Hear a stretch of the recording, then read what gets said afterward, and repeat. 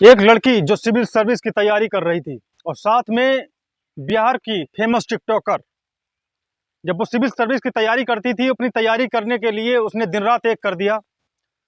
परीक्षा देने के लिए वो जितने भी एग्जाम आते थे बीच बीच में, परीक्षा देने के लिए घर से बोल कर जाती थी 500 किलोमीटर दूर, कि घर वाले को बताकर जाती थी कि मैं परीक्षा देने जा रही हूँ। लेकिन वो बीच में ही 500 किलोमीटर दूर अपने साथी के साथ रुकती थी, उससे संबंध बनाती थी।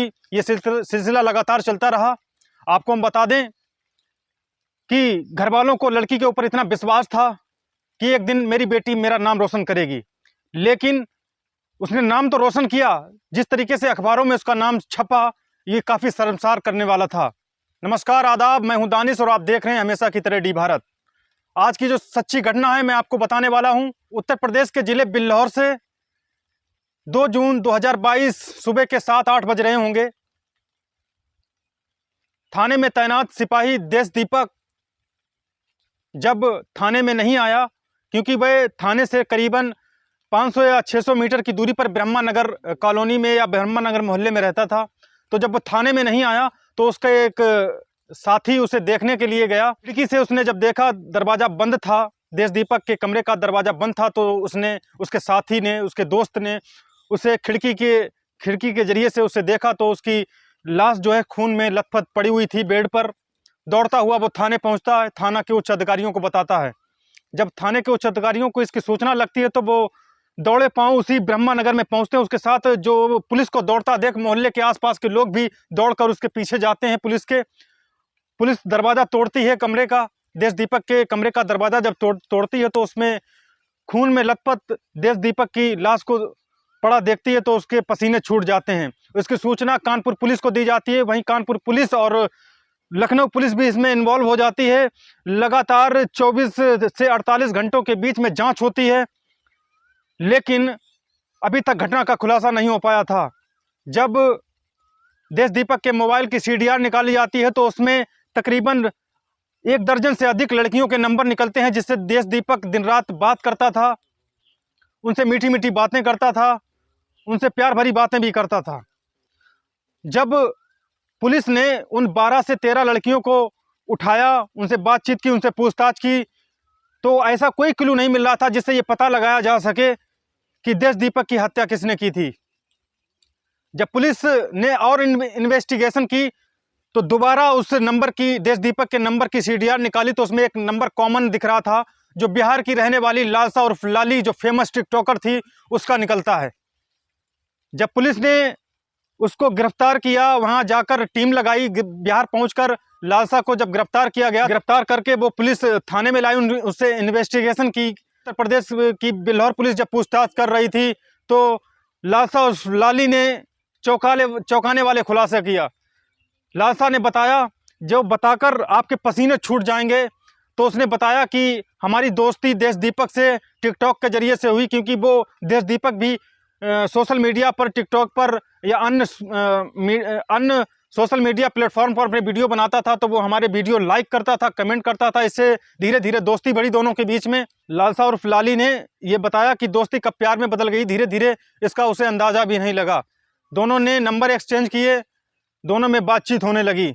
ये सिलसिला लगातार चलता रहा। थोड़े दिनों के बाद आपको बता दें कि 20 अप्रैल 2022 को घर वालों ने उसकी अरेंज मैरिज कर दी, तो देश दीपक वहां थाने से अपने घर पर चला गया। लगभग 1 महीने तक वो अपने घर पर रहा। शादी का माहौल था। जब उसने अपना नंबर भी स्विच ऑफ कर लिया था, लालसा इधर परेशान हो रही थी कि किस तरीके से देश दीपक से बातचीत की जाए, लेकिन देश दीपक जो है अपने घर पे अपनी पत्नी के साथ समय बिता रहा था। जब 1 महीने के बाद देश दीपक दोबारा अपनी ड्यूटी पर लौटा, तब उसने अपना नंबर खोला, दोनों में बातचीत फिर शुरू हुई। तो देश दीपक ने बताया कि हमारी अब शादी हो चुकी है, ये रिश्ता अब आगे नहीं बढ़ सकता है। तो इससे लालसा काफ़ी दुखी हो गई। का एक जिला लगता है सिवान में बैठकर उसने उसके कत्ल की साजिश रची। तो उसने देश दीपक से कहा कि मैं आपसे मिलने आ रही हूँ, आखिरी बार मुलाकात कर लीजिए, संबंध रखना है या नहीं रखना है, हमें बैठ के बातचीत करनी चाहिए। तो देश दीपक भी मान गया।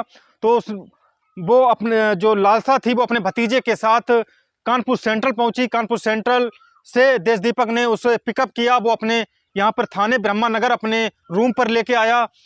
तीनों ने बैठकर खाना खाया। जो लालसा अपने भतीजे को साथ में लेकर आई थी, उसने और देश दीपक ने और लालसा ने बैठ के तीनों ने खाना खाया। बातचीत हुई, बातचीत कब झगड़े में बदल गई।